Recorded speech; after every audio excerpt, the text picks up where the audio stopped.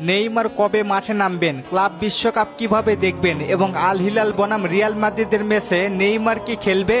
অনুষ্ঠিত হয়েছে 2025 সালে ক্লাব বিশ্বকাপের ড্র অনুষ্ঠান। যুক্তরাষ্ট্রের 11 সিটি 12 ভেন্যুতে অনুষ্ঠিত হবে ক্লাব বিশ্বকাপের আসর। 15 জুন থেকে শুরু হবে, চলবে 13 জুলাই পর্যন্ত।